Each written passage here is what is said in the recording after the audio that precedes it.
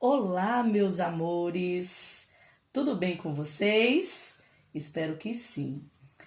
Hoje vamos ter a orientação de uma atividade de redação, uma nova leitura.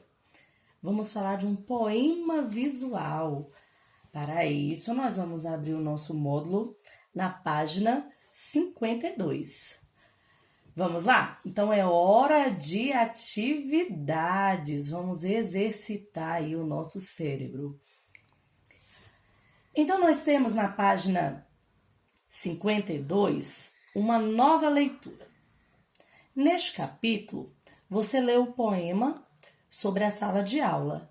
Lembram lá quando estávamos ainda na escola, a gente leu um poema lá na página 32 e na página 33, que falava sobre esse poema da sala de aula. Foi quando iniciamos o estudo com poemas.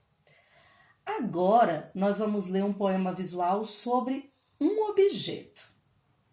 Vocês vão observar esse poema, porque pela forma do poema, a que objeto você imagina que ele se refere? Vamos conferir juntos? Então, nós temos aí o título do nosso poema, Escada. Olha que escada comprida, escada que não tem fim. Um degrau, depois outro, parece zombar de mim. Muito bem, esse é o nosso poema. Amados, observem que na orientação da agenda pede para vocês responderem essas questões 1, 2, 3 e 4 no caderno. Então, vocês vão responder no caderno de português, certo? Porque quando a gente trabalha a redação, ela também faz parte da nossa língua portuguesa. Então, a questão 1. Você achou esse poema divertido? E aí, o que você achou desse poema? É interessante? Porque eu achei bem legal. Questão 2. O poema acima trata sobre qual objeto? Observem aí o formato dessas palavras. E uma dica: olhe o título do poema. Talvez este título vá ajudar você a lembrar qual objeto esse poema está falando. Questão 3. Veja a forma como as palavras foram escritas na página. O que este formato lembra?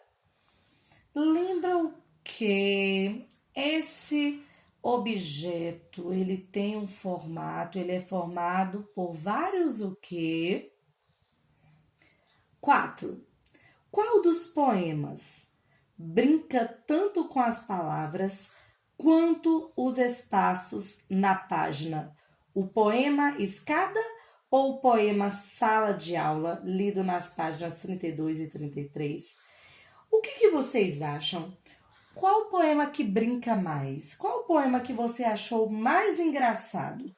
Este poema Escada ou o poema Sala de Aula, que nós lemos lá na escola e que vocês podem reler hoje em casa?